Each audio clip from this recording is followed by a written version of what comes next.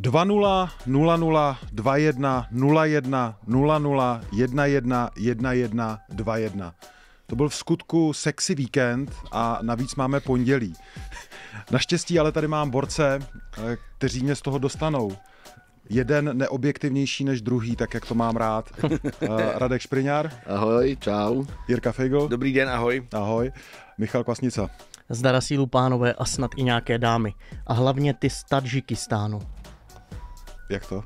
Hoši, hlavní město Tadžikistánu je Dušanbe. A Dušanbe je v překladu pondělí. To znamená, že všichni ti, co žijí v Dušanbe, žijí každý den v pondělí, tudíž si zaslouží naši lásku. To já končím. Já taky. Ten má... Kvása má dneska den, před chvíli vyvěšoval vlajku Tibetu a teď Dušanbe. Dušanbe, to je dobrý, tak jdem na to.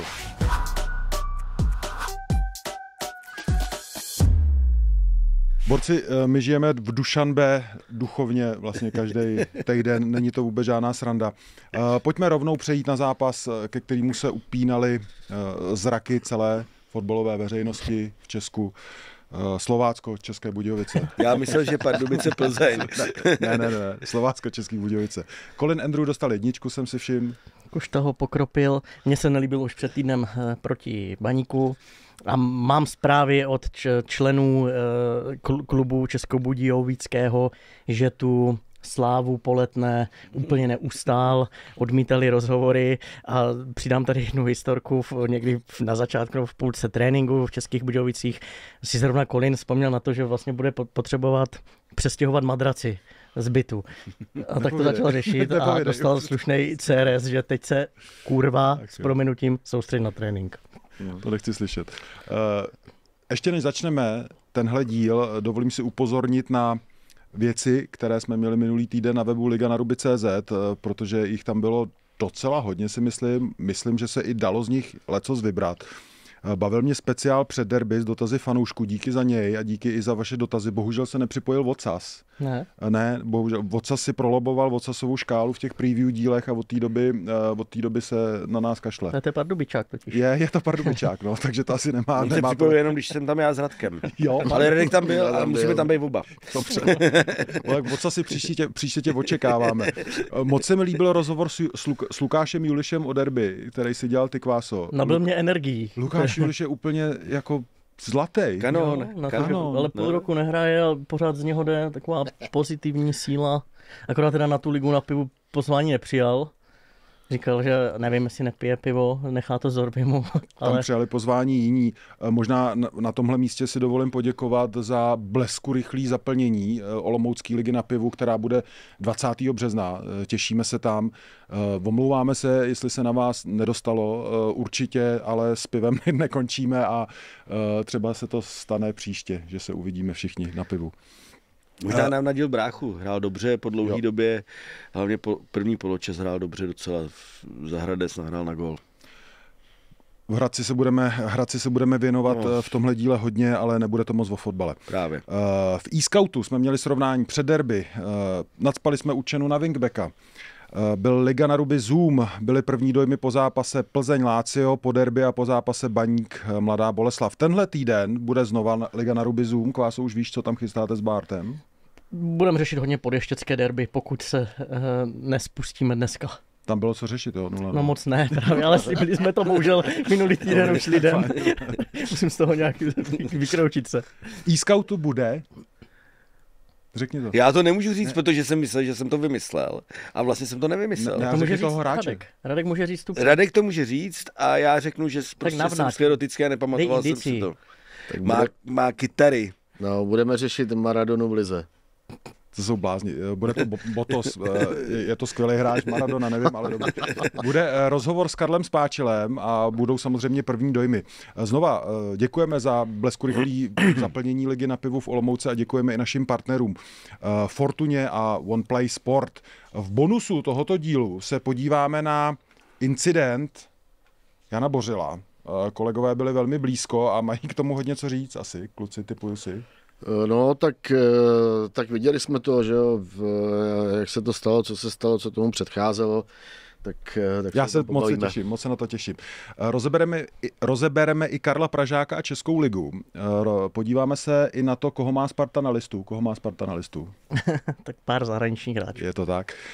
Podíváme se na to, co by mohl dělat Ondřej Zmrzlý ve Slávii anebo mimo Slávii. A podíváme se na Haškovu páteční nominaci útočníků. Zkusíme si tam tipnout, kdo z borců tam bude nebo nebude. Pojďme ale samozřejmě na derby. Radku, tvůj dojem z toho zápasu. Já jsem ještě habal v hlavě to vaše Slovácko-Český Budějovice. Já se přiznám, jsem to neviděl. Nepovídej. Omlouvám se. Ale viděl jsi to skutečně. Je to naprostý selhání teda. Je.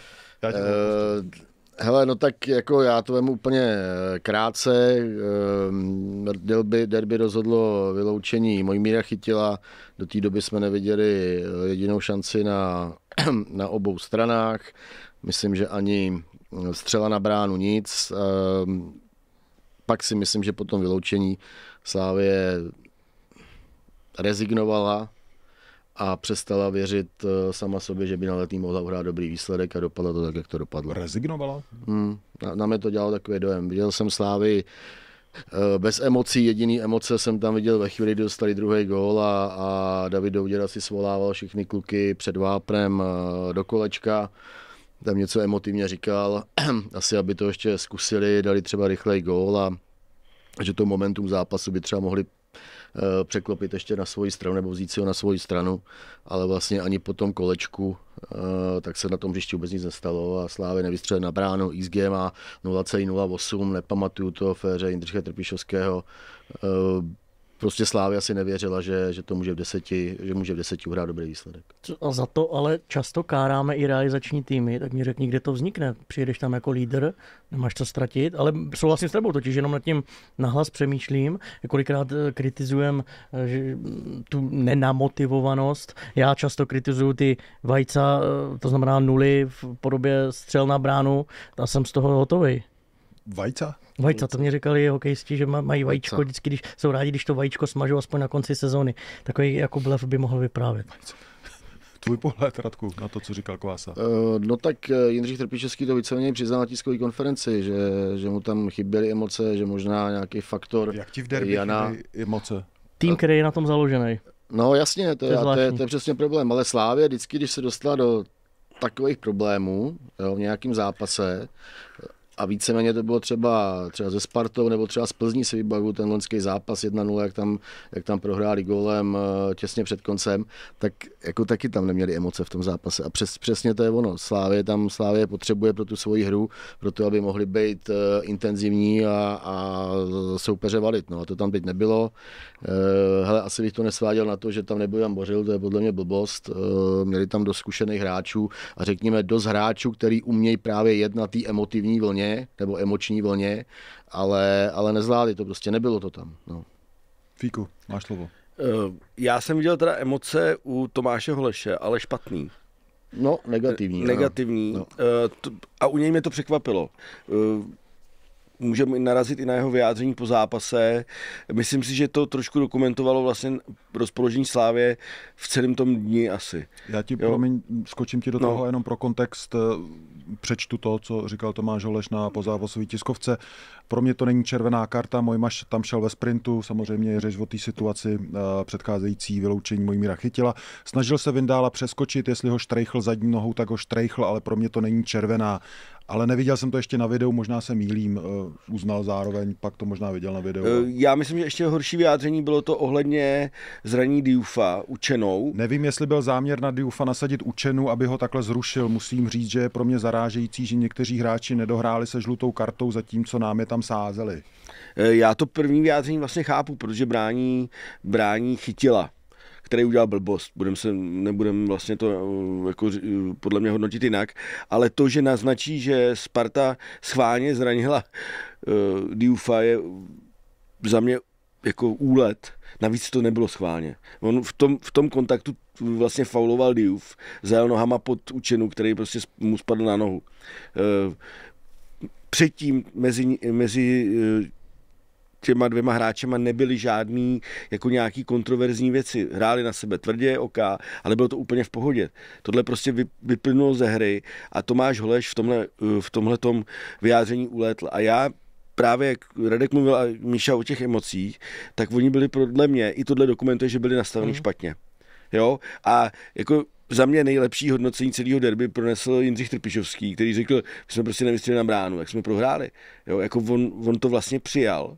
Jo? Vlastně i jeho chování směrem k Larsovi Friesovi po tom vyloučení bylo jako smířlivý. On to viděl, že ten Chytil tam nechal nohu a Holt jenom tvrdil, že to bylo neumyslný. To se o tom můžeme bavit, já si taky myslím, nebo věřím tomu, že to bylo neumyslný, ale Trpišovský taky řekl, jo, oká červená, nedá se nic dělat.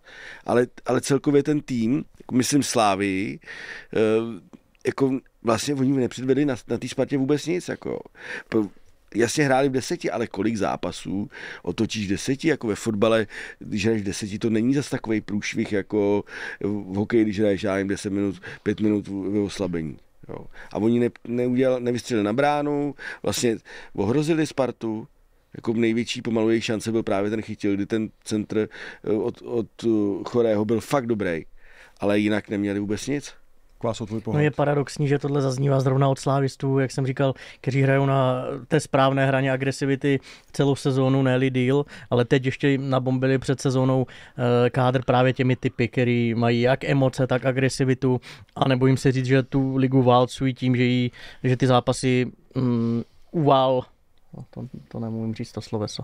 Prostě, že válčí. No. Ne, že by někoho extra přehrávali, ale tou silou, tím důrazem, počtem centrů a Chorým ve vápně to kolikrát prostě uválčíš. Jo? Fík tady řekl, že Slavia nepředvedla vůbec nic. Demonstruje to i to, že z našeho pohledu si myslím, že se shodneme nejlepší hráči Jindřich Staněk a David Moses.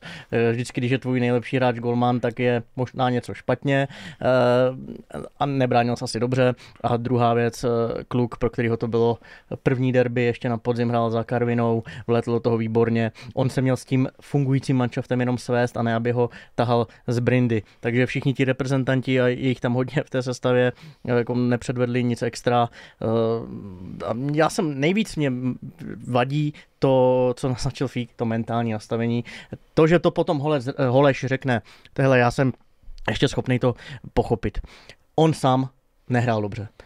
Celý tým nehrál vůbec dobře, 0 střel na bránu, prohra v derby, zraněný Diouf, všechno se to na tebe mele, řekneš blbost. Jo? On je inteligentní kluk, myslím, že teď toho možná trošku lituje, úplně nesmysl, jestli někdo chtěl někoho zranit, to vůbec zbytečný. Můžu ještě chvilku zůstat u Slávie? Zajímalo by mě, co tohle derby říká o... Já vím, že to jsem hodně cpů tohle téma, ale zajímá mě to. Slavie bude hrát v příští sezóně Ligu mistrů. Velmi pravděpodobně. Pojďme si to říct. Co tohle derby mohlo prozradit sportovnímu vedení Slavie o tomhle týmu? Má v sobě nějaký další level, který je podle mýho názoru potřeba pro tu Ligu mistrů? Protože Sparta to poznala dost jako drsně, že jo? No, tak strašně se nabízí říct, že ne, ale já bych to vůbec nevztahoval jako na derby. Jo. Po derby říct, že nemá ten level Ligy mistrů. Já to netvrdím, že má level Ligy mistrů. Já si myslím, že zpráva pro Slávii, jakým způsobem se chovat v Lize mistrů, nebo jak uspět v Lize mistrů, je jich 8 zápasů v Evropské lize. To si myslím, jako, že je naprostý základ a to, jestli nevzládli v 10 derby, si myslím, že jako nehraje v roli. Určitě vědějí, kde je tlačí bota, na jakých pozicích posílit, jakou typologii dostat do týmu, aby Ligu mistrů zvládli líp než Sparta v příští sezóně. Já teďka nemyslím vůbec jako herně, ale mě ve světle těch pozápasových vyjádření, tak mně nepřipadá, že tam je duch, který by Ondřej Kania nazval vítězným. Ne, to nemůžeš dát. Já bych řekl, že jo. Počkej, Slavie jako je nejlepší český tým v tuhle chvíli. No. Já bych je zase... Tohle hrozně sklouzáme k jednomu zápasu. No, ne, počkej, pozor, Evropská liga byl průšvih. Kdo je to Slavie? Byl průšvih. Teď je tady další jako výbuch, který měl nějaký... Je to výbuch, který měl nějaký důvody, ale já myslím, že ve Slavii je víc dobrýho než špatnýho. Ale já to netvrdím, já jsem je typoval na titul. Jedinej z vás, tak si to jako jako Bacha. Jo, jasný. Ne, ty vole, tak jako co? No tak, sorry, typoval jsem je na titul. Ty využíváš toho, že já si nic nepamatuju. Bude titul. A reálně mě zajímá, jak ten tým bude hrát prostě Ligu mistrů. Protože Sparta tu Ligu mistrů nehrála moc dobře, kromě první 2 zápasů. Máš pravdu. A mě zajímá teďka do konce sezóny, když budu sledovat Slávii, tak mě zajímá, co mi to řekne o nastavení toho týmu na ten další level, který je nutný. Derby jsem to neviděl, 10 lidí, všechno se to sere dobrý. Počkej, úplně ti rozumím v jedné věci, ale já musím říct ještě jednu věc. My jsme se k tomu ještě nedostali. Ale taky proti ním stála Sparta, která má zdravý hráče, která má hráče ve formě. Mám to na jazyku, připomenu výrok Petra Čecha, který mě fakt hodně zaujal. Petr Čech řekl v rozhovoru s Jonáškem, včera nebyl Šulcík, tak dneska je Jonášek, že Sparta by v momentě, kdyby byla zdravá, tak by byla v lize mistrů konkurenceschopná nebo konkurenceschopnější mnohem, což podle něj ukázali první 2 zápasy se Salzburgem a Stuttgartem. A my zatím jsme... Hele, řekl to Petr Čech, OK. No. Podle mě by získala třeba o 2-3 body víc. No. Jo, jako takhle. Ale nedostala by 6. O to taky jde, Radku, jo. Ale chci říct, že my jsme zatím se nedostali k tomu B. Jako kdo tu Slávii v sobotu porazil. A ať bylo vyloučení, tak já říkám, že hlavním důvodem bylo to, že Sparta se vrací na nějaký level, kde byla. Já s tím naprosto souhlasím. Jako, hele, ty se mnou souhlasíš. Ty vole. Ne, ale já prostě Sparta má za sebou nějakou sérii vítězství. Je podle mě neoddiskutovatelně momentálně, nebo je nejlepší tým jara, po já nevím 6 kolech, který jsou odehraný, nebo 7, teď to nespočítám, ale 6 podle mě jich je odehraných. Nestratila ani bod. 6. Nestratila ani bod a nese si za sebou nějakou sérii ještě z podzimu, dává se dohromady, jak říká, že zdravá, a v tom derby se představila jako velmi silná Sparta. Třeba by Slavia prohrála i v 11. Je to jako klidně možný, protože Sparta opravdu vypadala velmi dobře. A když se ještě vrátím k tomu Adamovi, co mě vlastně ukáže ten zbytek sezóny. Ale přesně, ale o tom mluvím, že Slavia narazila na silný tým, na který bude narážet příští sezónu v Lize mistrů a na lepší týmy. Tak co to o ní prostě říká? No zatím jasný, nic, že... až v nadstavbě 3krát prohraje, 2krát remizuje, něco takového, tak tam bude svítit vykřičník. Ale po jednom zkratu bych nedělal nic. Vy jste tady, nebo ty jsi moc hájil na můj vkus, Radku, já jsem říkal, že to byl průšvih o Evropská liga. Ty jsi tam našel, ty taky, no, my jsme byli spolu. Ty jsi říkal, že některé zápasy byly dobrý, ale jo, byly, ale pak se všude skoro prohrál. Já říkám, že se tady dost podceňovalo na podzim to téma, který zmiňoval jeden jenom Fík, a my jsme tak jenom jako se nad tím zamýšleli. A to, že když bude hrát Slavia Ligu mistrů, je to něco jiného, než když bude hrát Evropskou ligu. Protože když ti opravdu přijede Liverpool nebo Real Madrid, tak tam nevěřím tomu, že Jindřich Trpišovský půjde do zápasu s Konečným, s Pechem, se Zmrzlým a podobně. Takže na tuhle otázku tvojí dostaneme odpověď až na podzim. A já jenom řeknu to, že si myslím, že do každé řady by měli přivést prostě top kvalitu. Jestli jsi chtěl slyšet tohle, tak já si myslím, že ještě by to měli nabombit víc, protože vidím na pravém wingbacku nedostatek, vidím ještě jednoho hroťáka, k ním jiný typ. 100%. Neřeknu typologie, to je strašná blbost, ani filozofie ode mě neuslyšíte říct. Takže jiný typ útočníka. Neřek, ty mě zastavil. Filozofie, typologie. Hele, jiný typ útočníka, protože tady oba dva nechtě tyhle typy svádí k tomu způsobu hry, že to na ně budeš hrát. A v té Evropě tam jako nikoho neubiješ. Vem si i jak přijel Brest, i Salzburg chtěl hrát fotbal, ale Sparta ho přehrála ještě lepším fotbalem. To nebylo tak, že by se tam válčil, tam se hraje úplně jinak, takže uvidíme, co bude s Dioufem ve smyslu toho, jestli zůstane nebo ne.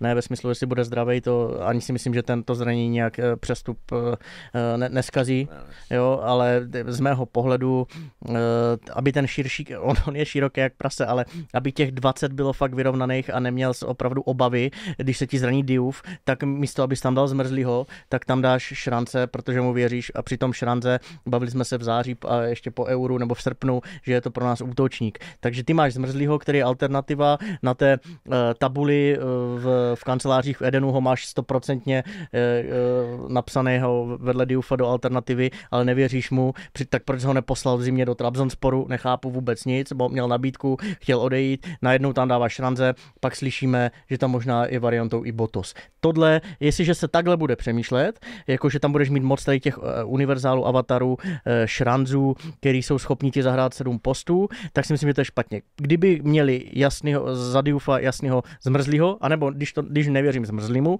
tak někoho jiného, tak v tu chvíli si myslím, že nebudou mít problém ty dvě soutěže nějak adekvátně sehrát. Jestli jsem to řekl dost jednoduše, nevím, ale nebo Douděru, jo, tak Míše hraje za Bčko ty vole, v druhé lize, to není normální. Tak musí mít jako ty klíčové pozice, musí prostě víc, nebo tak to myslím, musí tam mít větší kvalitu na tom jako druhý pozici, jo, na tom druhém místě do sestavy, na číslu 2. Jiný typ útočníka mě tam chybí. Jasně, já to říkám furt. Já si pomůžu. A to měli Filu, který byl... To měli Filu. Stejný taky. A možná ho budou mít v letě, když já si myslím, že pod tímhle realizákem tam Pšenka nepokvete. No. Ale jim chybí někdo typu, to jméno zase se nebudou lidi smát, ale Ning je jiný, neříkám, že Ning má hrát jedno, ale takový typ, který je schopný do kombinace, vytvořit si šanci sám, 1 na 1. On tam má v každém zápase teplic, má takový ty svoje myšky, který udělá převahu. Tyhle dvě kladiva mají sílu úplně v něčem jiném, takže oni potřebují trošku i rozbít skladbu toho kádru, jenomže to je těžký, když pak jsou požadavky od trenérů, my chceme nechutné hráče, důrazné a vysoké, a aby uměli dobře hlavičkovat. Z toho už jako pak těžko složíš nějaký jako jiný profily hráčů, aby měli specialisty. Mně přijdou jako dost podobní. Na Českou ligu to stačí, tady to válcujou, ještě když připomeňme to fyzično a dejme tomu, ale hlavně tu defenzivu, chválili jsme, nedostávají góly, ale přijde level, kdy budou muset jako předvést něco víc. Ale není to ta Sparta, tohle není evropský. Evropský zápas to je z toho důvodu, že hráli oba Evropu. Ale derby je tak specifický, jak říká Radek, že mnohem víc je podle mě vzorek těch 8 zápasů nebo kolik v Evropské lize. Ok. Fíku, popiš mi skok směrem nahoru, který udělala Sparta v zimě pod Friesem. Ty jsi o tom psal dneska koment do Sportu. Hezky jsi to napsal. Ve vlaku jsem si četl. Jsi hodnej kluk. Moc přívlastků. On něco potřebuje. Jako, moc přívlastků. Podle mě to hrozně košatíš. Měl bys k věci víc psát. Košetím mám školu Štěpána Filipka. My jsme se jako ovlivňovali. Takže jsme divný oba. Kdybych byl tvůj editor, tak ti to sesekám. Dobře, to by mělo 30 řádků, to by zase byla tam díra. Já jako úplně zásadní věc je, že ten tým je zase zdravej. Opravdu tu Spartu strašně ovlivnilo na podzim výpadky hráčů typu Harasína. Harasín je prostě, když ho teď vidím ještě víc, tak on je fakt jako hráč, který třeba Slávě určitě by ho Trpišovský chtěl. Jo? Nebo... Nechtěl, měl Juráska. Já nevím. Měl Juráska. Prostě. Ale Harasín je víc jako dravec, bych řekl. Měl jako... Evertona. No jo, je to pravda. Máš pravdu, nechtěl. Vrátila se tam ta kvalita. Plus oni opravdu zapracovali na obraně, i když třeba mají problémy s bráněním standardních situací na jaře. To měli i v Olomouci, to měli v Karviní, mají prostě výpadky, ale v derby neměli vůbec žádný, když to bylo ovlivněný i tím vyloučením, ale hrajou prostě bezpečnějc. Když to přeženu, tak oni mají vlastně v tuhle chvíli minimálně 6 defenzivních hráčů na place, když vezmu derby, plus ještě třeba Lukáš Sadílka, který je taky hodně pracovitý, bych to řekť, důslednej, poctivej, a oba wingbacky si měl opravdu vlastně obránce. Teď do poloviční stopery. A takže hrajou bezpečnějc. Přišel jim Honza Kuchta. Radek měl pravdu. To je fakt hráč, který Spartu změnil. Jo, protože pressing, kvalita do kombinace. Jo, on má občas výpadky, že zkazí balón v Karviní, z toho byl gól, ale když se soustředí, tak kombinačně je perfektní. Já jsem viděl včera třeba Adua a ten má prostě taky měl hrozný problém v kombinaci. To Kuchta, když hraje to, co má, tak je nemá vůbec, protože technicky je na tom velmi dobře. A říkám jednu věc, Harasín.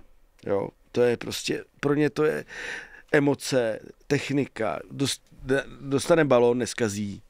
Jo, udrží ti balón a vlastně... Je mu ty velký zápasy. Ale no jasně, on si v tom libuje, ale proto je hvězda, ne? Jako, pro mě je to hvězda České ligy, protože v derby v 11 zápasech 4 góly, to je hodně slušný číslo. Ačka ještě tam má nějakých... 4+2. Takže vlastně Spartě hlavně funguje teďka ta osa. Jo, prostě Vindál, Vindal podle mě si uvědomil, že chytal taky prd na podzim, ten chytá teďka výborně. I když na něj nešla střela, tak byl jistý. Borel je pryč a chytálí víš, a pak že potřebuješ konkurenci. Na ně nešlo vůbec nic. Ale centry měl... Ta jediná nebezpečná akce Slávy byla ta do palice. Byly tam 2-3 centry ještě, ale dává tu manšaftu klid.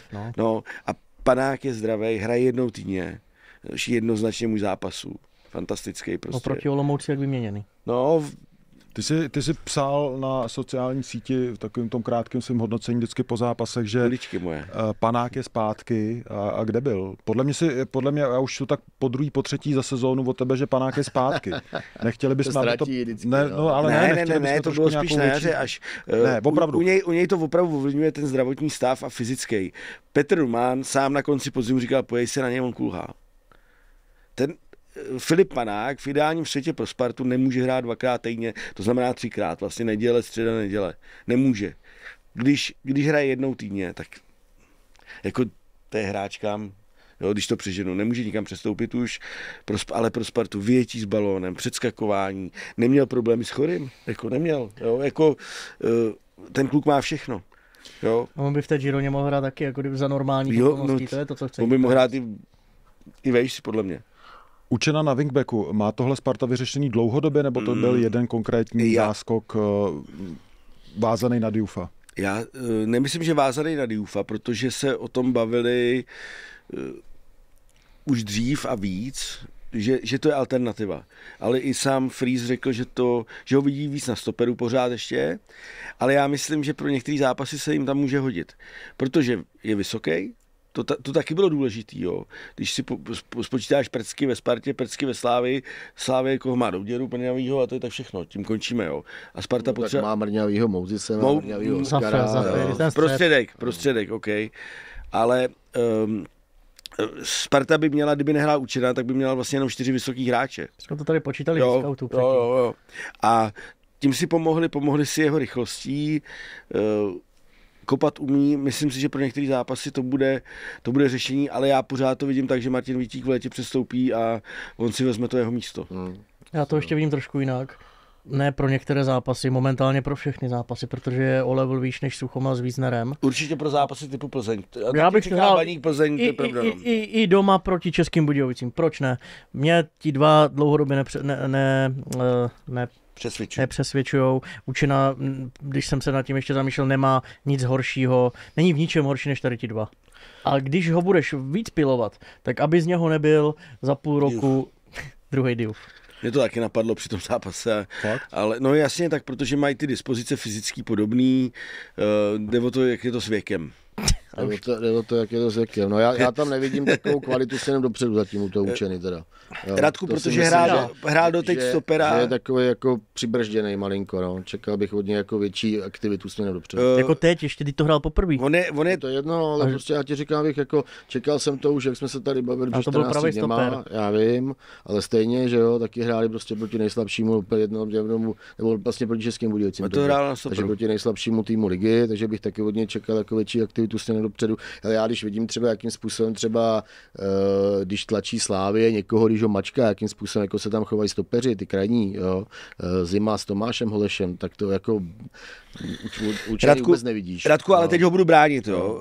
Ty dva fréři ty fréři jsou tam zasazený do nějakého systému, on tam byl poprvé, jo, prostě, ale zase, co říká Míša, jako pro Spartu, pro zápasy typu Plzeň, jako dostaň se přes dvojici Učina Vítík, jako. Jak se tam jako promydlíš, nepromydlíš. Já chci jenom říct. Jo, jako já se tam necpůl. No, ty bys je možná zvalchoval, ale jo, pro Spartu, která vlastně teď, i vemte si, že Fries vsadil na zelenýho, který je dozadu prostě precizní a dopředu občas něco udělá, třeba dá gól, i když umí se z něj radovat, to jsme se zase zasmáli.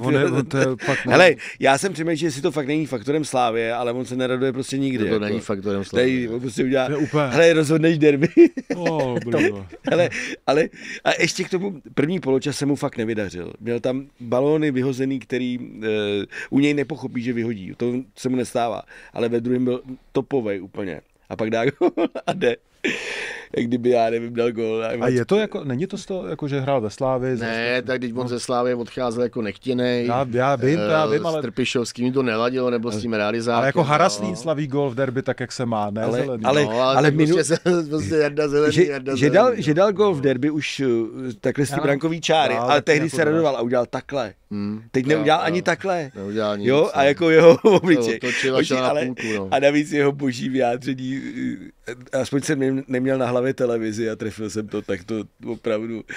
Ale Radko, ještě jedna věc, jak jsi zmínil ty stopery a Slávě, to je fantazie, když je Slávě v laufu a opravdu zůstává vzadu jenom Ogbu, totální fotbal, nemají to rádi, ale je to tak, ale seš si jistý, že jiné celky v lize mají tyhle úkoly. Vem si Plzeň, taky hraje trojku. Já jsem neviděl z Jemelku, že by zavíral zadní tyč a vpravo dvech. Oni jsou silní při standardkách, z půlky už to tam valí na Durosinmiho, ale že by tak to je snad jediná Slávie. Jo, že by to takhle valili oba. No, já si myslím, hele, že když jako Plzeň je v tlaku, takže Jemelka s Dvehem jako jsou velmi prospěšní pro tu ofenzivu. No, já jsem neříkal, nejsou prospěšní, ale máš i nějakou možná strukturu. Každý ti řekne, že Freeze přesně má dáno, že to je ten největší rozdíl. Tady máš takový šachy, takový drž pozici. Nevím, já ho nebráním, jenom já taky od něho chci. Já jenom jako říkám, že prostě já z něj nejsem ustřelený. Tak, jako to řekl. Podle mě odehrá to derby slušně, solidně a rozhodně nebudu říkat, hele ty vole, tady máme druhýho Diouf, jako, to rozhodně ne. No. My jsme říkali, že třeba by neříkáme, jestli to nestane, samozřejmě. Jo, hlavní jsou ty fyzické parametry. Prostě rychlost, dlouhý nohy, má dobrý centr docela. Jako co se mně hrozně líbilo, to jde samozřejmě za Freesem, ale zároveň i za Učenou. Ten Zorek, to bylo 10 minut, že on se zranil nějaký 11. minutě, pak tam ještě to zkoušel asi 6 minut, ale jakože na něj prostě byli fakt jako připraveni na Dioufa, že ho brzo dostupoval, že prostě si ho hlídal vyloženě, aby mu tam neudělal nějaký průnik a Nefernik mu tam jako fakt byl jako skvěle připravený, jak měl Diouf balón, on hned ho dostupoval, jo, tohle bylo skvělý. To se mě líbilo na tom Učenovi a to je pro mě asi jako celý, co bych jako jeho hodnotil. A dáme ještě jednu věc, my jsme psali před zimní pauzou, že Sparta musí sáhnout do realizačního týmu. Že se nám tam něco nezdá a že tehdy jsme vlastně jako tušili, nebo měli jsme nějaký jako náznaky, že by se to mohlo stát, stalo se to. Michal Vávra se posunul na prvního asistenta a teď o něm Freeze mluvil na tiskovce, že on staví defenzivní hru. Mě tohleto Freeze je hrozně jako objímá ty lidi kolem sebe, v životě neřekne o hráčovi, že hrál blbě. Mně tohle vyjádření přijde až moc jako silný, protože šéf tam je pořád jenom jeden, jako jo. Takže... Jaký vyjádření, že mu dal kredit? No, jako že on postavil defenzivní hru v tom zápase, jo. To nedělá nikdy jeden člověk, navíc Freeze je prostě šéf. Jo, takže pro mě to jde za Freesem hlavně, ale on umožnil tu změnu, on na ní třeba přistoupil, když mu někdo navrch, nebo i sám navrch, to přesně nevíme, ale Sparta se změnila i v tomhle, prostě Vávra je v těch zápasech cítit hodně a změnil napadání, změnila se i to rozestavení. Spartě to prostě teďka sedí. Má 9 zápasů v lize výhry, k tomu postup v poháru, k tomu 2 poměrně slušný výkony defenzivně v lize mistrů, takže jsou na vlně, jo. Jako teďka, jo. No, připomeňme, že nahradila Skouwa. Mně jenom jako přišlo zvláštní, že v létě, když přicházel, tak jsme si říkali wow, tyjo, Borec, hlavní trenér tam ve Švédsku někdo. Teď přichází s prominutím no name, jo, někde schovaný dlouho v Austrálii, u mládež Jihlava nebo něco. Mně osobně pocitově to přišlo jako málo. Jenom z dálky, protože ho neznám. Jirka se s ním bavil, všechno, Jirka do toho vidí víc. Já z dálky, jako čtenář, říkám, ty brďo, aby měl jako za mě neskušený jako Borec, ale ukazuje se zatím, byť malej vzorek, že evidentně minimálně našli nějakou chemii. Ale víš, jak my jsme byli tady, já si to přesně pamatuju v létě, ty brďo, ty takový, to jsou posily rovnou do reza. Evidentně to není jenom o tom, ale byl jsem takový, říkám, ty brďo, není to až jako moc odvážný, v životě nic nevedl, vem si, koho tam měli i minulý trenéři, nebo koho teď. Kuci, ale jako super, já ho vůbec jako nespochybnuju, já to tady vždycky mi přijde vždycky jako, že jsem proti vám, ale já jako vlastně v principu vůbec nejsem proti vám. Ale máme 6 kol. No právě, já pojďme tohle hodnotit až třeba po nadstavbě. Jo? Jasně. Protože to je stejný případ jako Vaskou, hele, bude to super. Ne, hele, jako, to neříkám. Tam podle mě, já říkám, hodně to jde opravdu za Friesem, protože třeba v Marbelle, on ty zápasy vedl Vávra. Podle mě Fries chtěl, on už teda vlastně takhle působil na konci podzimu, protože Jaskou měl problémy se zády a nebyl u týmu. Ale Vávra vedl zápasy v Marbelle. Normálně vlastně 80% času ten manšaft dirigoval. To dělá Slavia taky, že Trpišovský si jde do 7. patra. No ne, tak stál vedle něj Fries. Jo? Možná chtěli, aby se naučil působit na ten tým, nebo aby si ten tým zvyknul na něj, protože on je hodně výrazný, on je slyší dokonce i na Letný, jo. I když Míša si myslí, že jsme stalkeři s Pavlem Šťastným, ale my to sledujeme, prostě my to vidíme. My to vidíme. Sledujte to dál. Ale ukáže se až stejně v kritických chvílích, vem si, jak plavali na podzim, když se to začalo s prominutím srát, prostě nevěděli si rady, ano, personální trable, zdravotní, ale úplně v tom byli marní. Nikdo neříká, že Sparta je v topu, podle mě, co byla třeba minulý jaro, kdy titul brala úplně zaslouženě, když to nakonec bylo o boty, se nepletu. Ale herně byla nejlepší. Ale prostě říkáme, posunula se oproti podzimu, změnila se a teď jim to šlape, nemůžeš, jako stejně jako říkám, že Slavia vyhraje ligu, tak nemůžeš zpochybňovat to, že Sparta je jiná, než byla na... Mě jenom zaujal ten rozdíl v těch životopisech, jak najednou stačí v uvozovkách málo, jo. Taťka Tomáše Kučery ho měl jako hráče v Jihlavě.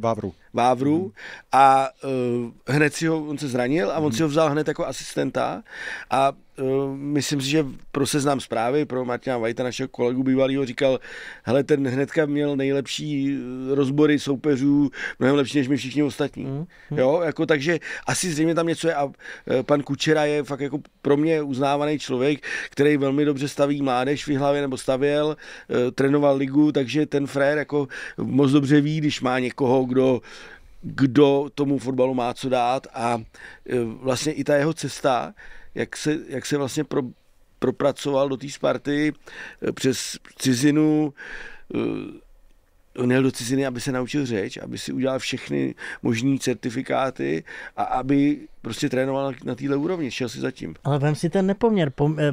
Fries byl Pryského asistent a ty znáš jeho životopis, Friesův. No. Jo, a najednou ti přijde jako Vávra. To jenom, je to jenom jako překvapuje, ale já to nehodnotím. Ale vem si, jak ho vybírali, jo. On měl snad 5 pohovorů s Rosickým, se Sivokem, s Čuprem, prostě to bylo jak když... Výběrový řízení, jo. Normálně výběrový řízení to jako... A Rosický údajně byl už po prvním jako sezení s Vávrou jako nadšenej. Tak s ním seděli znovu, protože ten frér prostě asi něco má. Jo, tak, ale uvidíme. Je to pravda, že je to brzo, je tam 10 zápasů, on je tam od léta, jo, ale je tam 10 zápasů na téhle exponované pozici.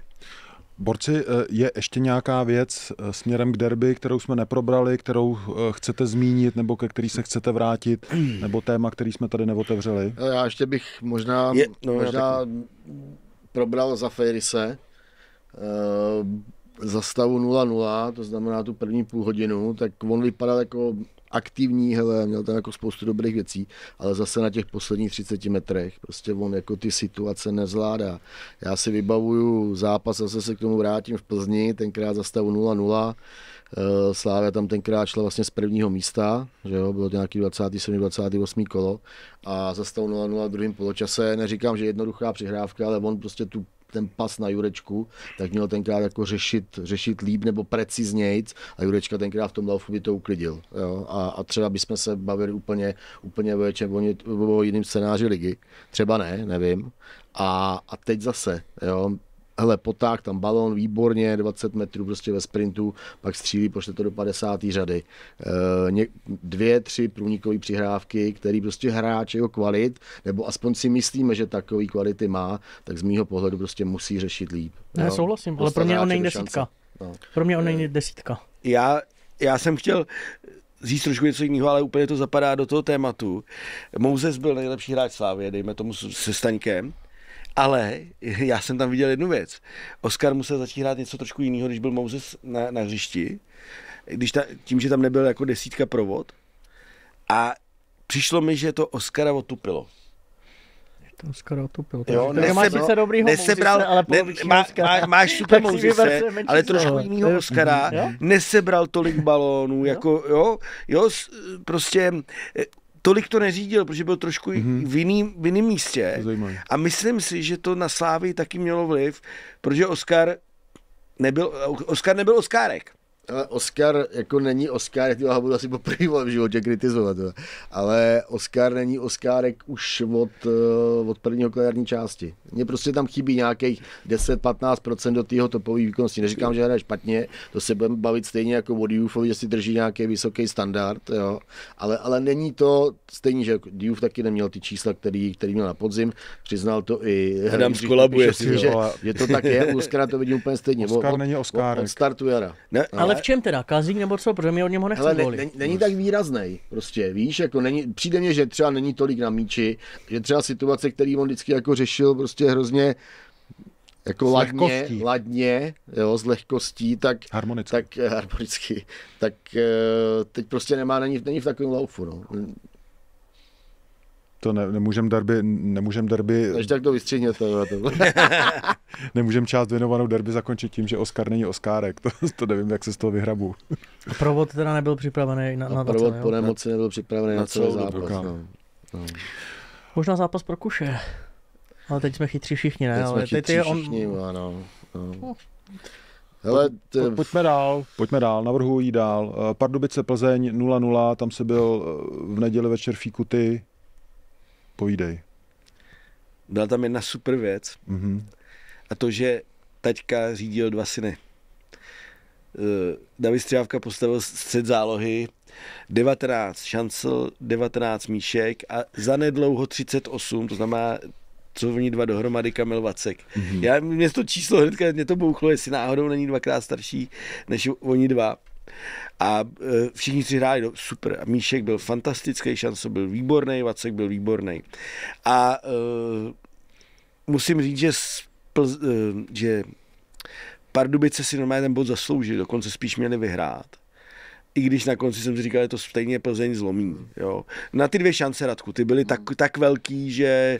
No já jsem to ještě neviděl. Já jsem jako, tak jsem ti psal, jestli Střívka žije, Davide, omlouvám se. jako normálně to bylo neuvěřitelné šance, ale potom tam měl Dorosin šanci, ještě měli jednu Plzeň. Podle mě to Miroslav Davidovi jakhle cukají nohy, jako že by tam nejradši jako vběhnul. Víš, co mě zaujalo? Že Miroslav Koubek nebyl na tiskovce naštvaný, usmíval se, měl výraz, jak když by porazili Spartu 4-0 a poměrně v klidu to hodnotil, jako jo, takže... Co se stalo? Nevím přesně a mluvil o tom, že jako pohybové by byli v pohodě, já si myslím, že nebyli.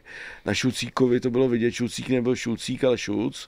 V tom zápase bylo znát, že jsou prostě, že jedou v módu těch 3 soutěží a byli vyždímaný, ne úplně, ale prostě najednou přijedeš do Pardubic a typu, nebo myslím, že to bylo tak tady to stejně nějak smáznem nakonec, když tak se rozjedeme ve druhé půli a nějakou standardku a dáme tam do Rosinmiho a nějak to proměníme. Ale ono se jim to nepodařilo a říkám, remíza byla zasloužená, Pardubice podle mě už teda nedají nikdy gól, protože když nedali z těchto 2 věcí, tak už nedají nikdy. Jako chápe, že Kalvachy kopává jako z brankový čáry a vykopne to obřevno ven. To prostě... ale vem si, že a dobrá zpráva pro tebe jedna.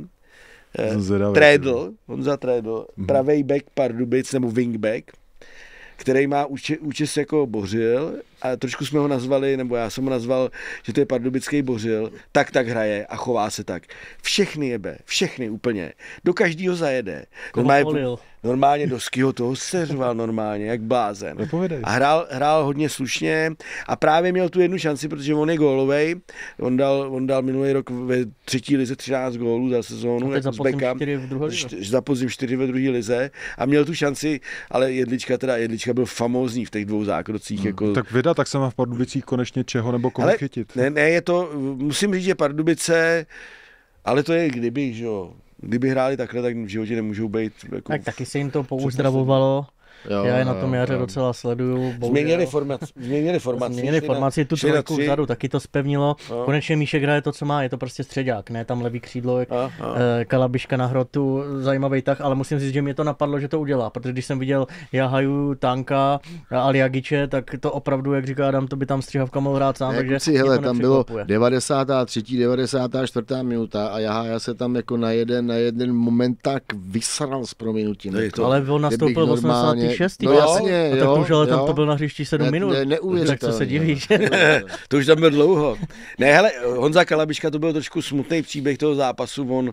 On dostal před ním nějaký dres za třístý start v lize a šel na hrot, což hrál podle mě naposledy v té Senici, kde byl nejlepší střelec slovenské ligy, a to, což je přibližně 27 let asi, ale ne, perfektní, on zakryje balón, dá patičku, rozuměl se šanclem, bohužel pak ho chytil sval a myslím si, že ho tak potřebujou, že ho dali radši dolů, aby se nezrakvil úplně. No. Plzni dojíždí šťáva. Žádný trenér ti to nepřizná, protože to je tak citlivý téma, ale u nich je to pochopitelný. Máš Lazio, máš i ten blbej pohár s prominutím se Zlínem, prodloužení. Do toho, co tam hráli, dvakrát Ferencvároš, měli tam na začátku Bilbao, Anderlecht.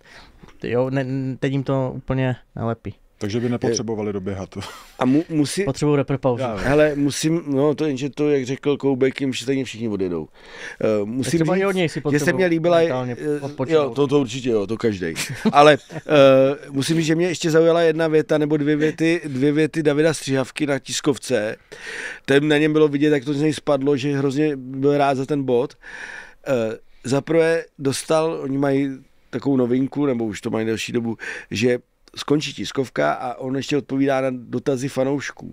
To je jak na dopisy diváků. Pardubice plus? Pardubice plus, to nemá ještě.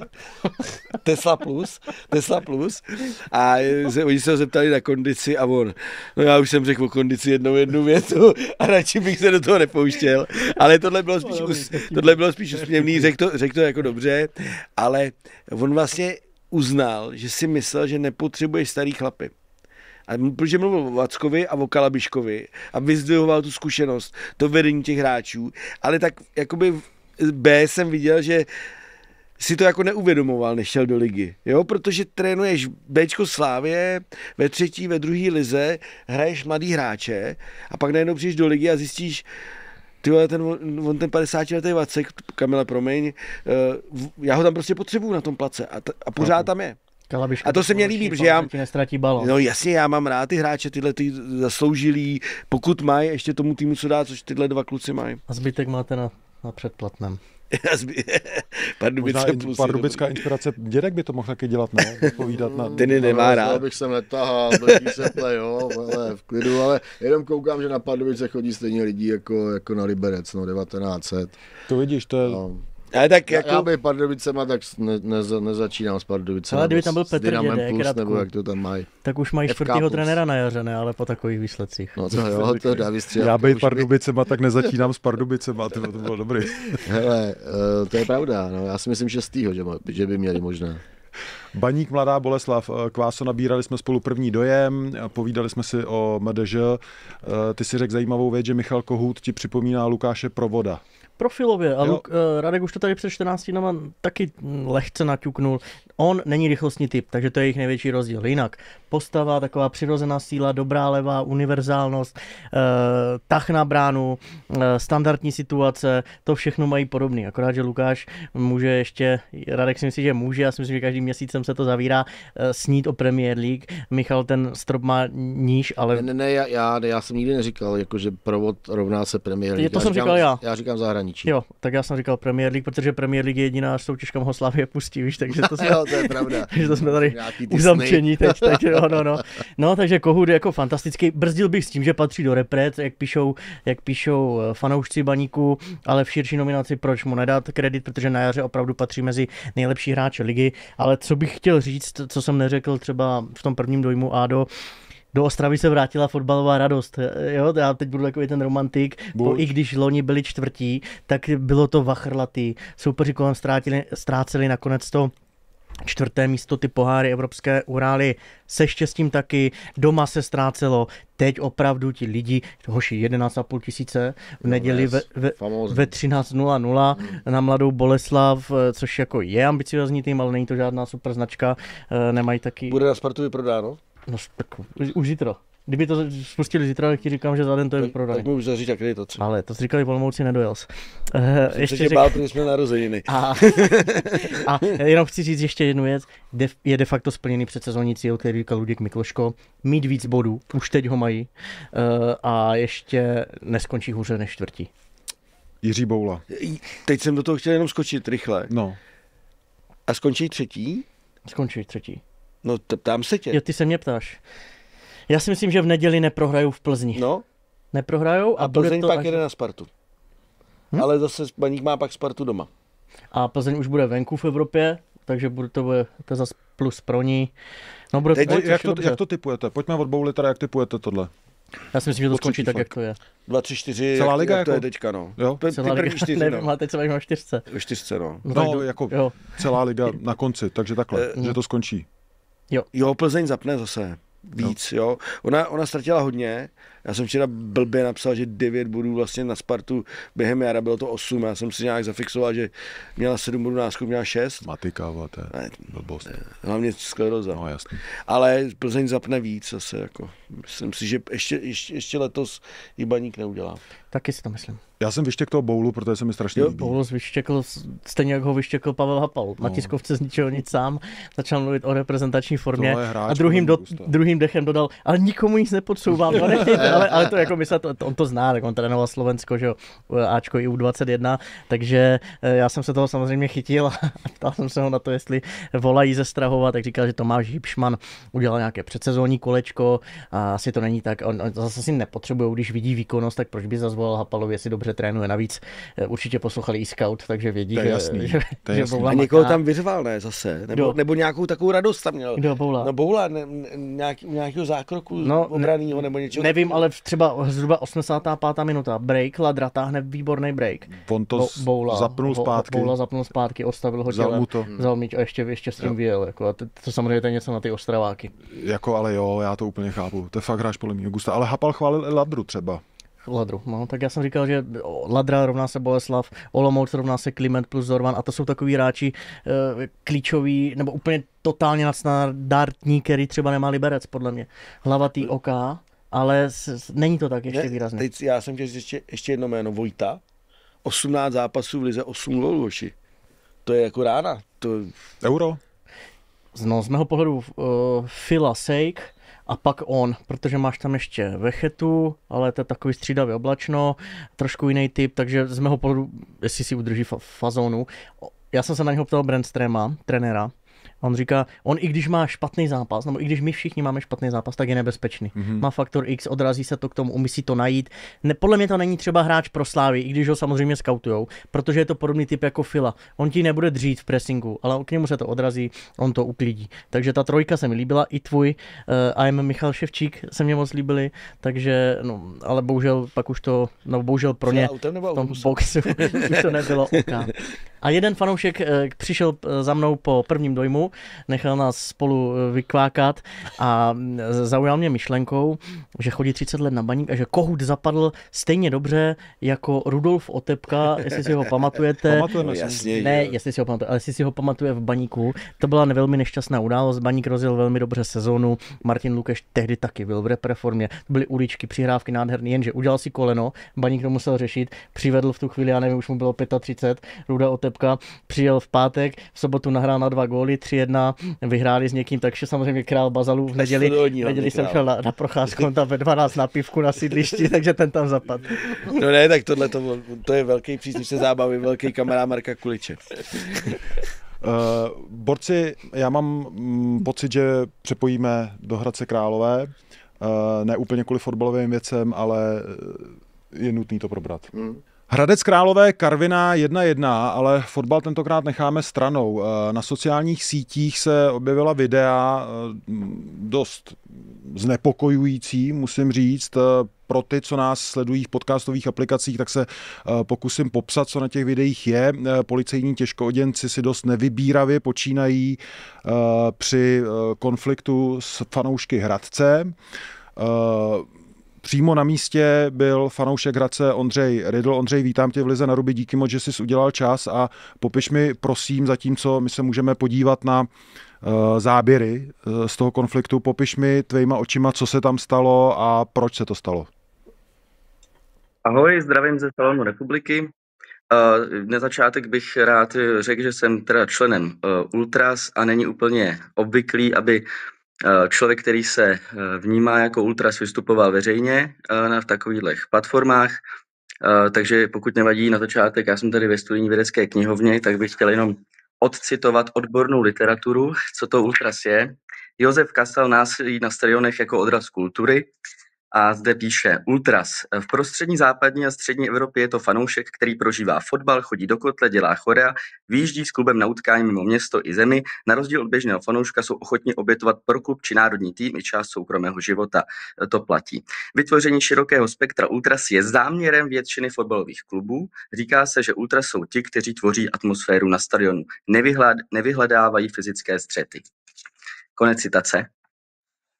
A abych to jenom, proč to jako takhle uvádím, myslím si, že spousta lidí, ať už je to podcast Za čarou, ať už je to advokát pan Martinec, dělá teď pro kultivaci sportovního a převážně fotbalového prostředí hodně a proto si myslím, že jsem chtěl využít té možnosti tady promluvit o tom, co se stalo, i když to není úplně standardní. Pojďme na to, co se tam... V průběhu zápasu docházelo údajně k některým hanlivým zvukům z fanouškovské části. Já vám do toho teďka trochu skočím. V Hradci se tohle z toho řeší trochu dlouhodobě. Bučení na hráče, tmavý pleti a tak. Není to úplně ojedinělý incident. To vlastně celou sezónu se to řeší. Byli jsme za to několikrát už pokutováni a vlastně kvůli tomu se klub rozhodl, že se pokusí to dělat z mého pohledu je to zatím jako ta nejméně násilná forma, to znamená, chtějí najít ty jednotlivce, kteří s tím začínají, stotožnit je, proto vlastně dostaneme se k tomu, tam byla ta policie, a pak třeba na základě toho jim buď dát, já mám informace třeba do konce sezóny zatím, třeba zákaz, což je vlastně 2 měsíce, není to za stolik, a budu po nich například pravděpodobně chtít vymáhat pokutu, pokud by klub byl disciplinární komisí za to potrestán. S tímhle problém nemáme, naopak. Rasismus je samozřejmě problém a má se trestat. Super, pokračujte. Samozřejmě otázka, jako jakým způsobem klub se rozhodl prostě pro tady ten způsob a já na to nemám nějaký názor. Realita je tedy taková, že security už minulý zápas s Jabloncem byla kolem sektoru domácích a kontrolovala, kdo s tím začíná.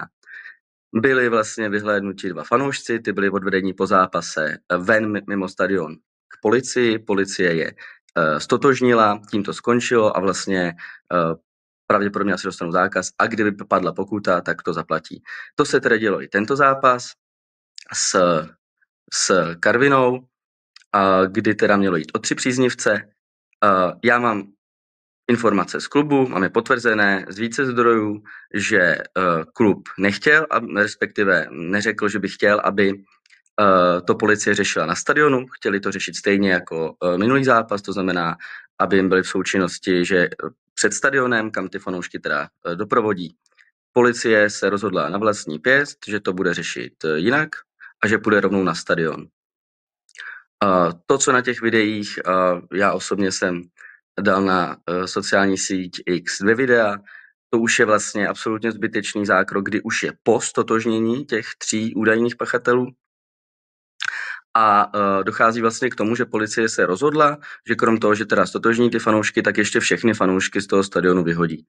Což aktivní fanoušci mi to potvrdí, nedává moc smysl. Ten aktivní fanoušek to není, že přijdeme na stadion, dáme si klobásu, pivo a jdeme domů, ale tvoříme choreografie, aktivně fandíme, k aktivnímu fandění patří megafon, buben, prodáváme merch, abychom na ty choreografie měli. A to všechno ještě v tu chvíli na tom stadionu bylo, měli jsme to v sektorech. A policie se rozhodla, že z toho stadionu nás vyžene. Já jenom do toho skočím, jenom abych tomu dobře rozuměl. Ty videa dokumentujou situaci už po tom stotožnění těch 3. Přesně tak.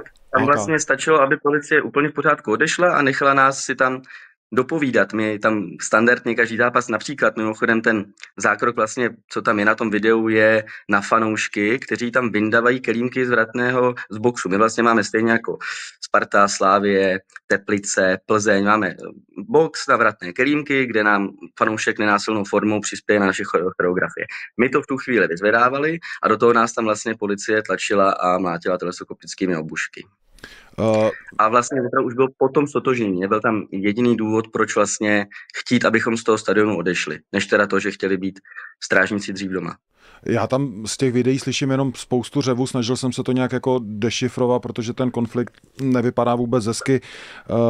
Připadalo mi to jak nějaký Bělorusko a protivládní demonstrace. Čím vlastně policisti vás, nebo čím argumentovali pro to, abyste opustili Malšák, prostory Malšáku? No ničím. To je taková zajímavá právní funkce zákonu o policii, kdy vlastně na výzvu, ta výzva může být jakákoliv, vy musíte poslechnout. Takže tam padalo klasicky jménem zákona opuste tento prostor, ale důvod jako nebyl. Prostě jménem zákona opuste tento prostor. Mimochodem, vy musíte tu výzvu poslechnout, i když správně tušíte, že je nezákonná. Já jsem byl svědkem toho, kdy mi policista řekl jménem zákona jděte zaplatit v hospodě. My jsme museli uposlechnout, přestože byla nezákonná, respektive nebyla, já nevím, jak to řekl správně, my musíme poslechnout i tak. Jo? Až potom můžeme třeba ex post dávat stížnost. Takže ano, my tam vlastně všichni couvali, jim to zjevně nestačilo. Rozumím, že ten řev je tam těžko slyšitelný, ale v tom jednom videu je celkem zřetelně slyšet policista těsně předtím, než tam začne stříkat pepřákem nebo já nevím, co to přesně bylo. Brácha měl dost velkou alergickou reakci, když to schytal do obličeje. To byl bratr, jo? Na to samozřejmě může být velká jako alergická reakce, tak naštěstí to dopadlo dobře. Tak tam policista říká, budu parafrázovat, já neřeknu to úplně přesně, ale říkám, ustup, nebo ti to nastříkám do držky. No, a za vteřinu už to letí. Mně to nepřijde prostě správný takhle, aby se policista choval k nám. Borci, chcete reagovat na to, co Ondřej tady řekl? Ondro, ahoj, Jirka Feigl. Já trošku v Hradci to prostředí znám. Já jsem byl úplně zděšený, jsem to teda viděl, ten zákrok, jo. Samozřejmě teď se to bude řešit dál, já bych se zeptal ještě na jinou věc. Já jsem jako hrozný antirasista. A v Hradci to není problém poslední doby. Já si pamatuju tyhle ty potíže už na Starém Malšáku a td.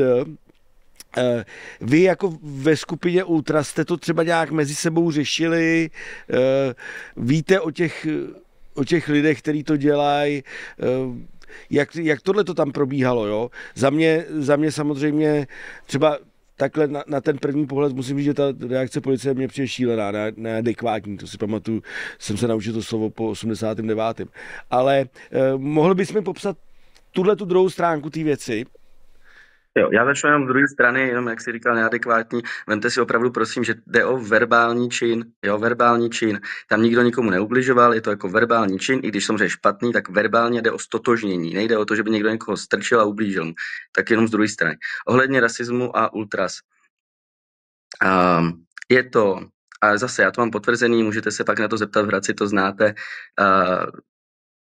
Byl jsem požádán bezpečnostním manažerem, abych v Ultras tuhletu otázku otevřel a nějak se o tom pobavili. Po zápase s Jabloncem mě řekl vyloženě, máš pravdu, od vás to tam nejde. A sám mi jako říkal, že to jsou lidi, který jako on vlastně nezná z toho fanouškovského prostředí. Já třeba taky ne. Takže já neříkám, že to tam není, že to tam nemůže být, že se pak třeba někteří lidi nepřipojí. Netuším, já je nekontroluju. Ale nemyslím si, že to je problém Ultras v Hradci Králové. Ondro, ahoj. Co potom včerejšku teď plánujete? Budete nějak třeba mluvit s klubem, nebo vydáte se za paní primátorkou, která tam komentovala ten tvůj tweet, nebo jaká prostě bude vaše reakce? Já jenom pro kontext, ještě než začneš, Ondřej, pro kontext přečtu tweet paní primátorky Springerový, která reagovala na ty videa na sociální síti. O konfliktu vím, šlo o důsledek snahy stotožnit bučící fanoušky, klub nechce znovu a znovu platit pokuty za rasistické projevy, budou padat zákazy vstupu na Malšák, v tuto chvíli nedokážu posoudit přiměřenost zákroku, nebyla jsem u něj, ale určitě si vyžádám záběry z kamer. To jenom považuji za důležitý přečíst. Ondřej, teď máš slovo. Upřímně nevím, jaký bude další postup. Já osobně jsem ve spojení s klubem vlastně běžně, protože v Hradci jsem vlastně k tomu i tak nějak jako vybrán, abych komunikoval za Ultras s klubem. Takže já jsem už vlastně večera, ať už s naším SLOčkem, ať už s tím bezpečnostním manažerem, tak jsem o tom mluvil. Myslím si, že stejně jako vy jste sami říkali, že jste byli všichni, nebo teď si všichni, ale zděšení z těch záběrů, že se vám to jako nelíbilo, tak myslím si, že klub nebo většina těch lidí, kteří ten fotbal dělají pro ty fanoušky, tak tam vnímají, že ten zásah je jako ošklivej.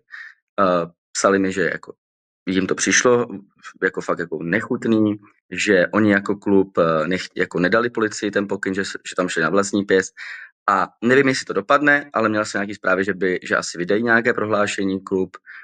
Samozřejmě nevím, jak bude znít, jestli podpoří fanoušky, nepodpoří, to netuším, ale jako nějak na to reagovat chtěli. Co se týče paní primátorky, paní primátorka zareagovala hned, že se na to aspoň podívá, tak to jsem rád, že ještě večer to napsala. Na druhou stranu mě fakt překvapuje, že že je v pohodě s tím, když napíše, že nechce hodnotit nebo nemůže hodnotit z toho videa přiměřenost. No, tak já si myslím, že může. Ale tak to je taková ta řeč politiků, znáš to. No. Já to chápu, ale já jsem říkal, jako Hradec je 100 000 město, nádherný, ale jako to je pořád pidi. My se všichni známe.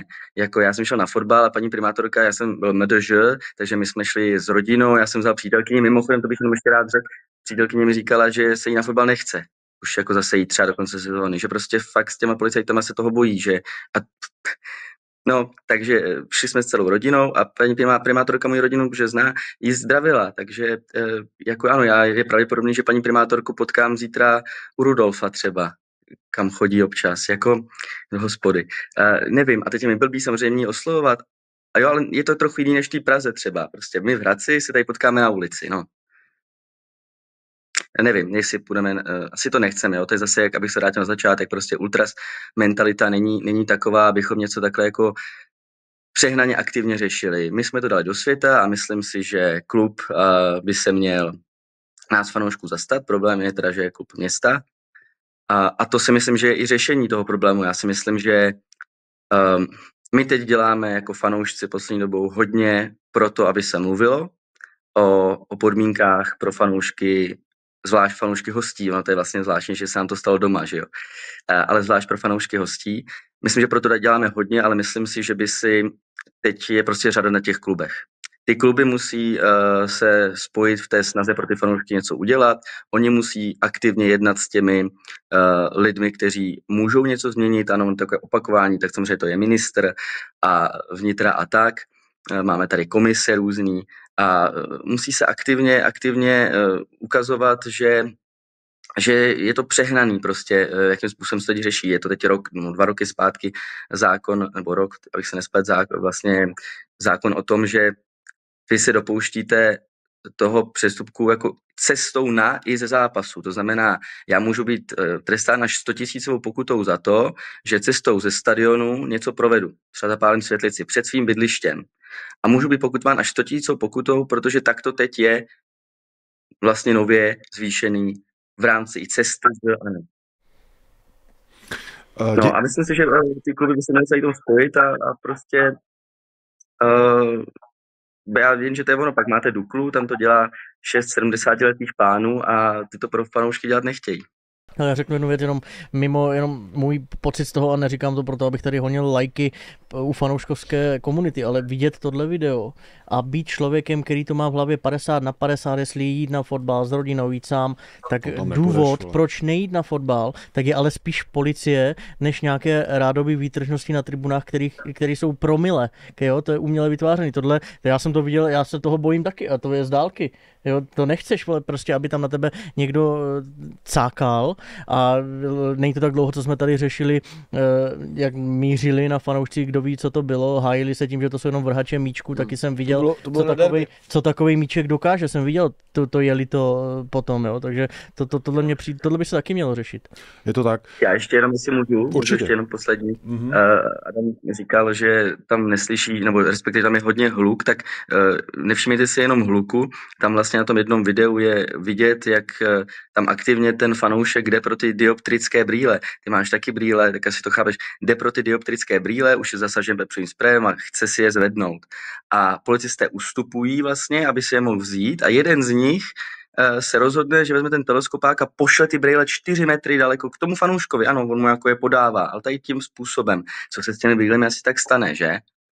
A takhle se chovají. Místo by to normálně nechali zvednout, tak to mrštili teleskopickým obuškem 4 metry po zemi.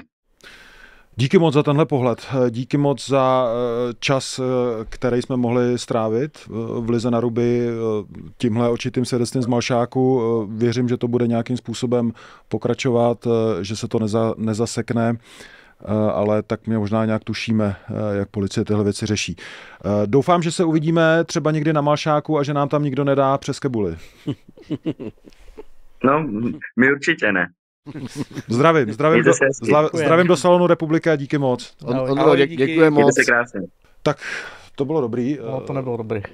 No, nebylo dobrý, ale jsem rád za tohle autentický svědectví. Mě je to úplně vždycky blbě, jako když to vidím. Tam někdy by tam řval nějaký... Na tebe si to možná nedovolil. Dovolil. To je jedno. Bohemians Olomouc 0-1.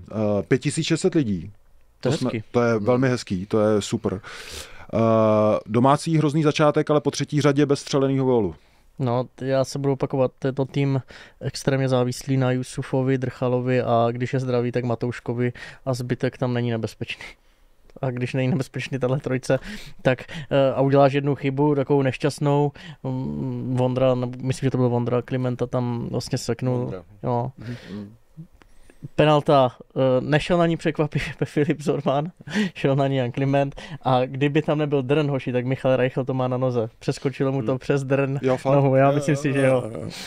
Ty jsi mluvil o Baníku a o spokojenosti nad tím, že Baník má už teď víc bodů než loni po celé sezóně. To samé se dá říct i o Sigmě. Sigma taky obod, člověče, a budu se opakovat s výrazně mladším kádrem, to znamená levnějším, dostaneš Klimenta do reprezentace, Zorvana možná někam do zahraničí, to si necháme do bonusu nebo teď? Pojďme to nechat do bonusu. Dobře, vytáhneš Filipa Slavíčka, třeba kluk, kterým jsem tady mluvil před rokem a půl, taky by si zasloužil hrát najednou, teda ho dáš přes nohu na levým beku, patřil k nejlepším, máš i štěstí, jo? Zraní se ti golman Koutný, mimochodem to jsme teda neřešili, ale on má potom Olatunjiho gólu otřes mozku měl, jo, jak ho dohrál, jo, ale tam nešlo jako jinak, jo? Za mě to faul nebyl, ale naremploval ho Fest a přijde stopen, výborně vypadal, jednou tam vychytal Drchala. Mně se zdá, že Tomáš Janotka z nich ždíme teda maximum. Ono je to někde na účel, taky jako na úkor nějaké jednoduchosti možná, ale zase na těchto terénech seš šestej, ještě tlačíš se pořád na Jablonec, zvyšuješ hodnotu hráčům. Jako nemám moc co kritizovat Sigmu v téhle sezóně a klobouk dolů i ti lidi, byť jich třeba nechodí tak hodně i natéhané, tak taky zatleskají těm mladým, to je baví víc, totožnit se s těmi svými kluky. To slovo nepoužívej teďka. Co? Stotožnit. Po těch videích předtím. Já jsem rád, že jdeme na Hanou v době, kdy se Sigmě daří. Na ligu na pivu je vždycky lepší jezdit někam, když tam ten mančav hraje dobře, než když se plácají někde dole, takže tohle je moc příjemný. Já bych se chtěl ještě zastavit chvilku u zápasu Dukla Teplice, protože mě tam samozřejmě jako asi všechny zaujal ten gol Teplic. Petr Rada to nerozdejchal, rozumím tomu teda dobře, že nepřišel na tiskovku kvůli tomu. No, vlastně porušil pravidlo. protokol samozřejmě máš nějaký důvody, kdy nemusíš na tiskovku. Radek vzpomínal minulý týden, myslím, že Jindřich Trpišovský měl zlomený nos nebo něco takového, tak nemohl mluvit. Tak Petr Rada taky nemohl mluvit. Ale Petr Rada, já jsem se jako divil, že odlehčím to. Napsal jsem klukům, divím se, že žije Petr Rada, že to s ním nešlehlo, anebo že žijou ty dva, že nezastřelil. Jako, a kdo z nich za to mohl víc? No, podle mě Vondrášek. Já takhle, pokud Vondrášek udělal tu akci toho seskočení k tyči bez toho, aby to bylo domluvený, tak určitě on. Pokud ne, tak brankář. Jo, protože jako, jak to měl ten Vondrášek chytit, to měl chytit do ruky? Jo, jako, ale my, pokud říká Kvása, že bylo domluvený, což se občas dělá, mně se to moc teda nelíbí, jako jo, že tam se skočí, protože tím rušíš úplně nějaký offside nebo něco takového. Ale všiml si, že z těch Teplic si toho nikdo nevšiml. No nevšiml, tak pokud, ale to bylo daný, že takhle bude tak brankář, no i tohle musíš chytit, ne, to šlo metra půl vedle něj, co to letělo, jo. Sice Michal Bílek je slavný přímákový jméno, bych řekl. Mně přišlo jako, že ten golman, že se úplně vyděsil, že mu tam ten Vondrášek. A tak to je jak na tenise, máš to na forehand, tak hraješ ty, jo. A Vondrášek to měl na pravou, jo. Nebo mnohý balet, jo, ve 4. Ale jenom jsem si představil Staněk, že by do něčeho takového nešel. Ten naopak, ne? Ten by ty zmasakroval i ty Vondrášek. Nedokážu si to vůbec jako vysvětlit. Byl to Vondrášek? Byl to Vondrášek. Jo, asi jo, já jsem to špatně Hrál si 3 minuty, jestli se nepletu a... Nechtěl by být v kabině Dukly pak. To ne. Ale chytře teda, kluci, ještě pochválme toho Bílka, protože ono je strašně těžký. Když už ten Vondrášek vlezl k té tyči, tak musel by strefit opravdu ten prostor nad ním. Ono, když vyskočíš, tak ti zbyde, já nevím, 30 čísel, 40 k do břevna. Takhle on přesně spolehal na tohle a taky to musel trefit tak blbě. Myslíš, že to hrál? Já si myslím, že to dal schválně mezi ně. To si myslím, že jo. Já si myslím, že to moc netrefil. Teda, já si myslím, že to už neviděl. To už nemohl vidět. Že to bylo to hrozně rychlý. No, nemohl vidět toho Vondráška. A to podle mě to ani jako nenapadne v tu chvíli, že oni by takhle zareagovali. Jo, neviděl přes tu zeď, že jo. A jo. Ne, to zahrál na prta, jestli zahrál to na prta, dal góla.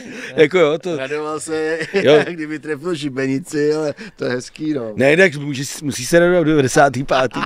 Ale já říkám, já jsem ještě psal klukům po derby, já jsem si to pouštěl snad 100krát. A úplně já byl úplně zděšený, jak se tohle může jako vlastně stát, ale asi to tak nějak vypovídá o celé sezóně Dukly, no. Tak jako, takhle nějak vypadá Dukla, no. Je to tak. Bohužel.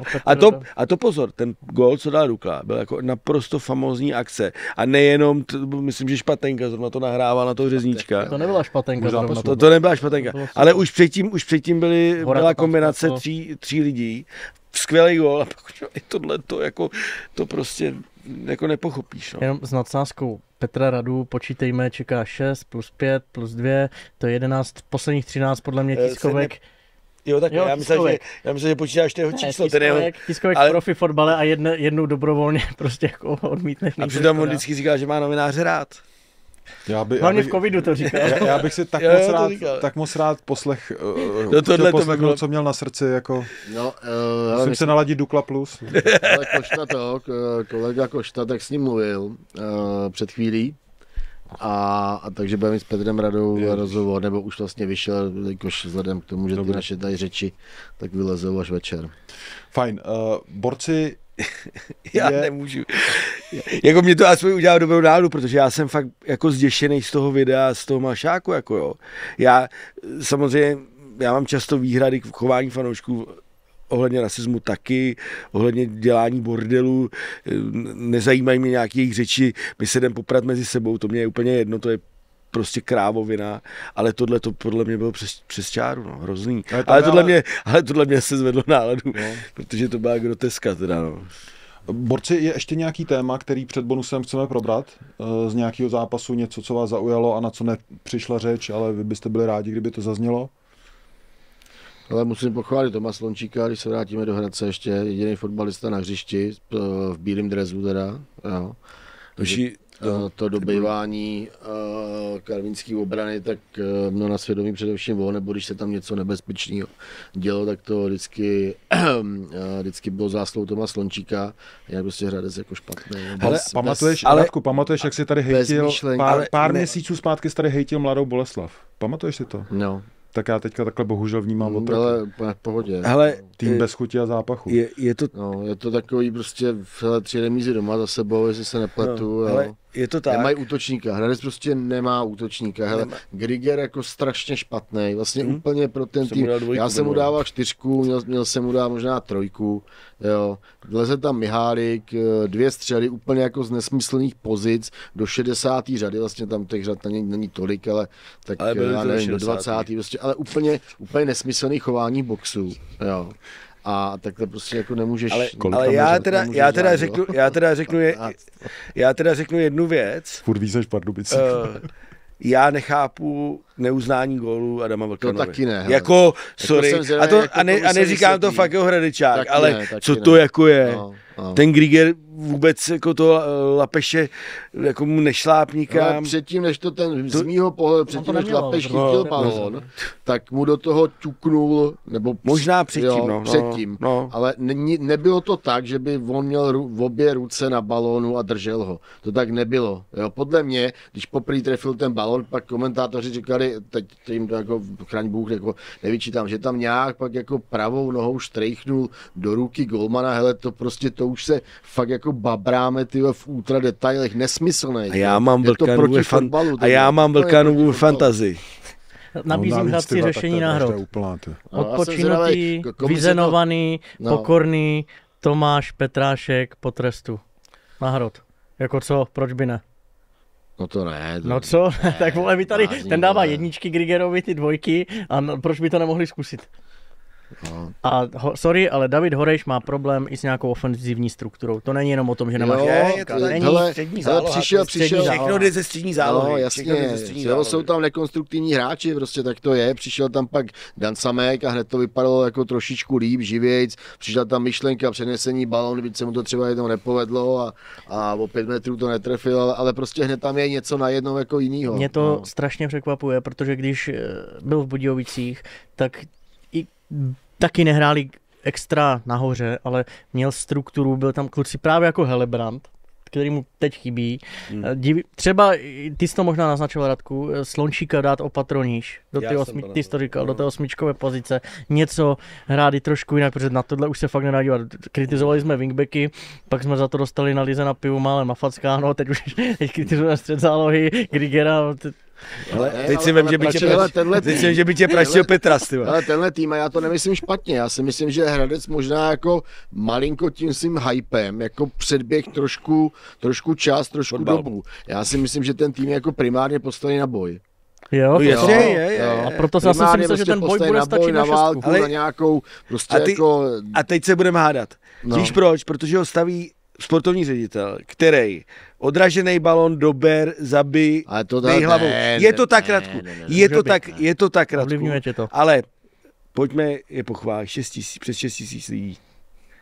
Jo, jako v Hradci chodit na fotbal je hezký, i když ten fotbal někdy nevypadá úplně dobře. Ale uvědom si, že taky pracuješ jako s nějakými možnostmi, s nějakým rozpočtem, který jako není nic extra. Hradec prostě nemůže koupit hráče, já nevím, za 10 milionů korun. To se změní. Jo, slyšel jsem, že v Al-Shababu jsou finanční problémy, ale jako bez srandy. Že tam v Medicalu mám svý zdroje a třeba lidi v realizačním týmu v Medicalu a tak už 4 měsíce. Ale myslíme Al-Bakšiš. Al-Bakšiš, Al-Shabab. Ale teď připomeňme, Pavel Nedvěd, to je jeho adresa. Tam už teď proběhlo video, že Nedvěd už lákal do Hradce. Já vím, Ronalda na Malšák. No Ronaldo na Malšák, proč ne? Ten bude čumět na 15. Konečně, řadu. Radku, tak budou mít otroci útočníka, on hraje devítka. Když jsme tady seděli si říkal, to víš, že jo. Ale víš, co ještě blbý, jak ty tam zůstane Slončík, Samek, Ronaldo, to je úplně... Ty se s Adamem omlouval tady. Paní primátorka prodá bílou věž a koupí Ronalda. Ty se s Adamem omlouval před platitelům, na který v Olomouci nevyjde řada, jo. Blbý je, když nejsi zapsaný v zápise a nemůžeš hrát. Jo, to se stalo. To je jako, já nevím, jestli se smát nebo brečet. Jsme lidi. Jenom popiš tu situaci. Jsme lidi. Michal Tomič, já nevím, kolem 75. 77. minuty už byl připravený na půlce střídat, no a nepustili ho do hry, protože nebyl zapsán v zápise o utkání. Martin Hiský se za nic neskrýval, říkal, no, naše chyba, naše ostuda na téhle úrovni. Jde to samozřejmě za vedoucí mužstva a jsme lidi, ale teda výraz Michala Tomiče, viděl jsem to jenom z televize. Byl hořkej. Když si tam oblíkal jedeš z Karviní do Hradce, tam se oblíkneš do drezu a když, je to hrozná chyba. Stane se. Lidská, no. Asi lidská, no. Je to blbý. V tomhle no jasně, neuděláš prostě, nic. hele, není potřeba někomu mít to, je to blbý. No tak. Blbý. Já jsem taky možná napsaný, kde blbý, tvrdý nebo měkký. Ne, to se nestalo. Ne, vlastně ne, vole. No počkej. Máme korektorku, takže pan profesor Luboš Hodný by řekl, že určitě napsal.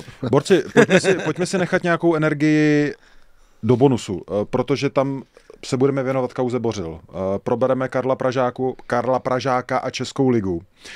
List Sparty, tip na Haškovou páteční nominaci. Díky moc, jestli jste doposlouchali a dokoukali až sem, vážíme si toho. Končíme a zároveň začínáme. Pokračování pořadu najdete v placené části na liganaruby.cz a v prémiové sekci na eSport.cz. Děkujeme vám za pozornost a přejeme příjemnou fotbalovou zábavu s Ligou na ruby.